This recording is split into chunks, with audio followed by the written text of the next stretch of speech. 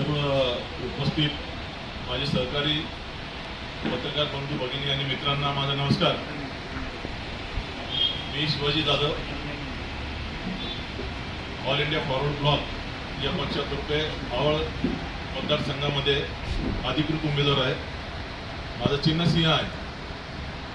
माझा थोडक्यात परिचय जो आहे तो मी जवळपास 25 वर्ष भारत सरकारच्या संरक्षण खात्यामध्ये ऑर्डनन्स फॅक्टरीमध्ये सर्व्हिस केलेली आहे आणि सर्व्हिस करत असताना मी कामगारांचं नेतृत्व केलेलं आहे। हे नेतृत्व स्थानिक लेवलवर बरोबरच करता करता मी राष्ट्रीय पातळीवर सुद्धा केलेलं आहे। भारत सरकारची एक जी महत्त्वाची बॉडी आहे संयुक्त सल्लागार समिती, संरक्षण क्षेत्रामध्ये जी काम करते त्याच्यामध्ये मी अनेक वर्ष सदस्य राहिलेलो आहे आणि संरक्षण क्षेत्रातील कर्मचाऱ्यांचे कल्याणाचे प्रश्न असतील, प्रोडक्शनचे असतील, क्वालिटीचे असतील, अशा सगळ्या प्रकारच्या प्रश्नांची माझा कायम संबंध राहिलेला आहे। अनेक कामगारांच्या कुटुंबियांना वेगवेगळ्या पद्धतीने मदत मिळवून देण्याचा मी प्रयत्न केलेला आहे आणि त्याच्यामध्ये मला बऱ्यापैकी यश मिळालेलं आहे। 2013 मध्ये मी व्हॉलंटियर रिटायरमेंट घेतलेली आहे आणि त्यानंतरही ट्रेड युनियनच्या मार्फत माझं कामकाज हे चालूच आहे, संपर्क माझा चालूच आहे। माझ्याकडे लोक येतात आणि मी त्यांना मदत करत असतो। संरक्षण क्षेत्रामधले आपल्या पुणे पिंपरी चिंचवड विभागामध्ये बरेचसे प्रॉब्लेम आहेत, तुम्हाला माहिती आहे। आणि या प्रॉब्लेमच्या बाबतीत बऱ्याचदा या ठिकाणचे स्थानिक आमदार असतील, खासदार असतील, नगरसेवक असतील यांनी सुद्धा माझ्याकडनं मदत घेतलेली आणि वेळोवेळी मला जी जमल ती मदत मी त्यांना केलेली। कारण संरक्षण क्षेत्रामध्ये इतर कुणाचा फार हस्तक्षेप नसतो, परंतु आम्ही स्थानिक त्या ठिकाणचे लोकप्रतिनिधी असल्यामुळं, युनियन लीडर असल्यामुळं मी अगदी आमदार खासदारांना सुद्धा वेळप्रसंगी मदत केलेली। तर असा माझा छोटासा ट्रेड युनियनच्या माध्यमातून लोकसेवेचा छोटासा एक प्रवास आहे। आता या वर्षी 2024 मध्ये आपली आता ही जी लोकसभा निवडणूक होतीये याच्यामध्ये भाग घेण्याचं कारण किंवा निवडणूक लढवण्याचं कारण जे आहे त्याच्यामध्ये अनेक अशी कारणं आहेत। मुळातच कामगार नेता म्हणलं की एक चळवळीचा नेता असतो।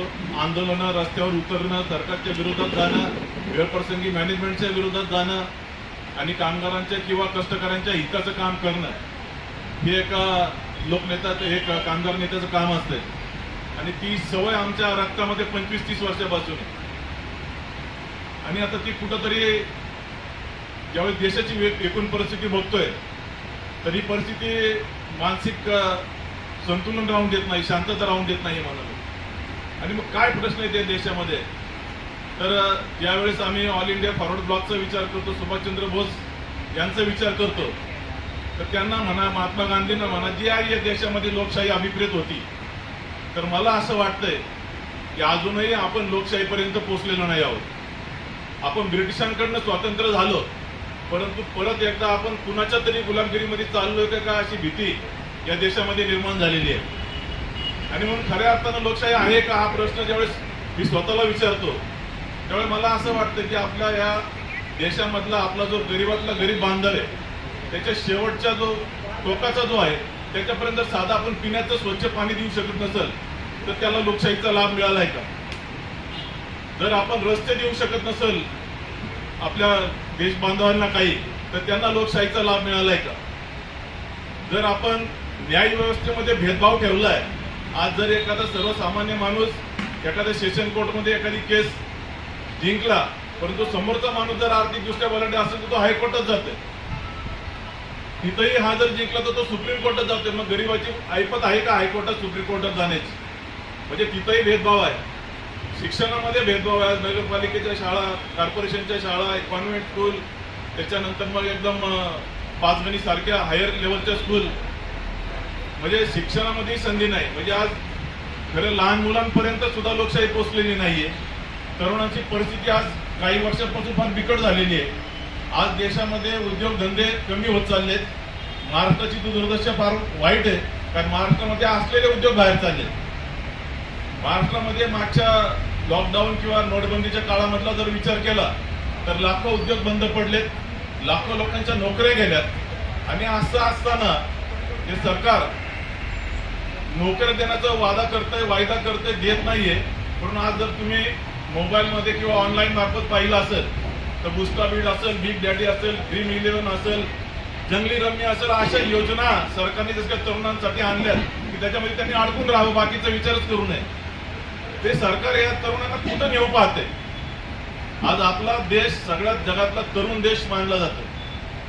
म्हणजे सगळ्यात जास्त तरुणांची संख्या आपल्याकडे आहे. म्हणजे यांना हे भरकवटवून कुठेतरी अडकून ठेवण्याचा प्रयत्न सरकार करतंय का, असे प्रश्न मनामध्ये निर्माण होत आहेत. आणि म्हणून कुठंतरी असं वाटतंय की कुठंतरी या समाजामध्ये, या देशामध्ये खऱ्या अर्थानं लोकशाही पोचलेली नाहीये.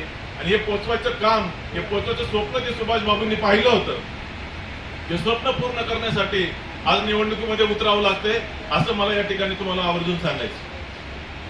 सर, काय होतंय की आपल्याकडं मीडियाच्या माध्यमातून जी प्रसिद्धी दिली जाते आणि जो प्रचारामध्ये जोरात आहे, असं एक चित्र निर्माण केलं जातं की तो जिंकून येणार आहे.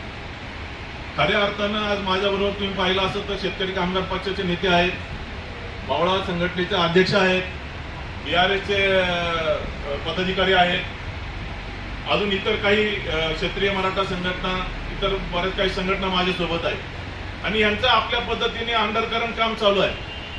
आजही मला खात्री आहे की जर उद्या सकाळी इलेक्शन घेतली, उद्या सकाळी, अजून आम्ही प्रचाराला खऱ्या अर्थाने आज सुरुवात आहे, उद्या सकाळी जरी मतदान घेतलं तरी किमान 2.5 लाख मतं मला पडतील.